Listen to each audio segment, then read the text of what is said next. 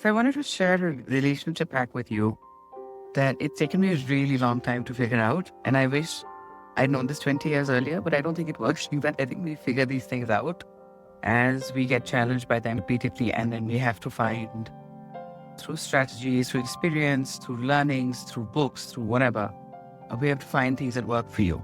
So I was working on my self-care series and I wanted to share this relationship hack with you because I found it to be incredibly useful. But my warning about relationships hacks are that they're never one and done. It's never like you do it and it's done. It's not like you delete something on your phone or your laptop and it's done.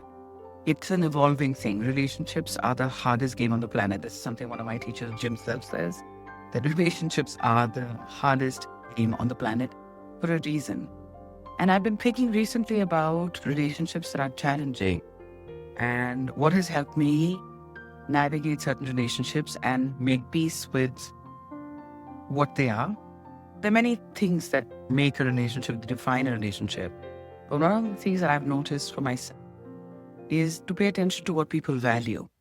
So for example, think of it as a party, right? You're hosting a party or you're going to a party or you're helping someone design a party.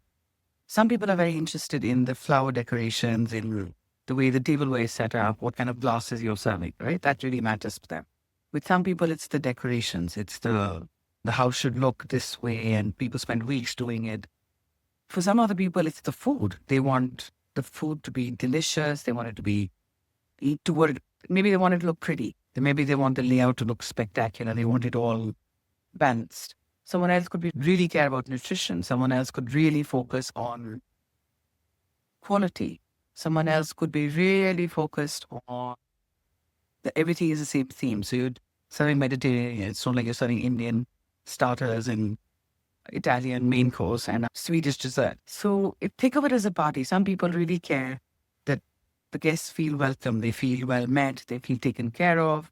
They feel that their presence really mattered.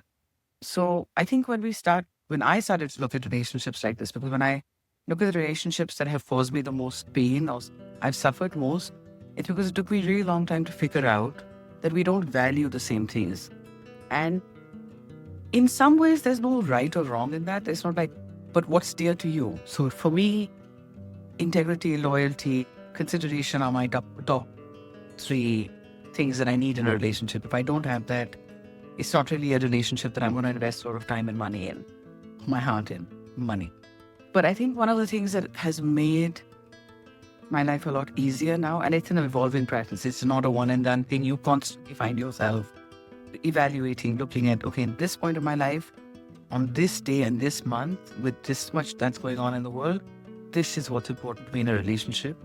And if I'm able to observe with another person that this is not important to them, it's more about ABCDFG, whatever their theme is, whatever their priority is.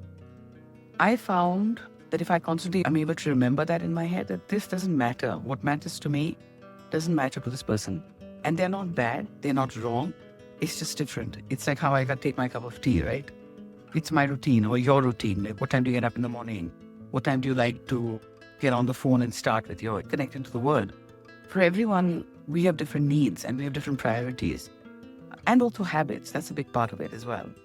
So I found this to be incredibly useful for myself when I find myself butting heads with someone or finding myself incredibly disappointed with someone.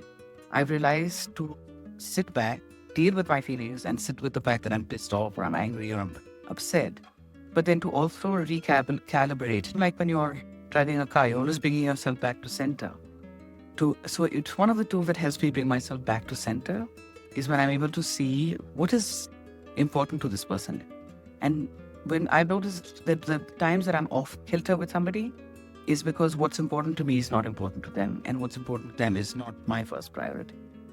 And that sort of helps ease things in my own space about how I think of this person, how I interact with them, and also how I take care of my own self, but knowing that this is not somebody I can get a need met from, or they don't have the space, the room for me, because right now their focus is on something entirely different.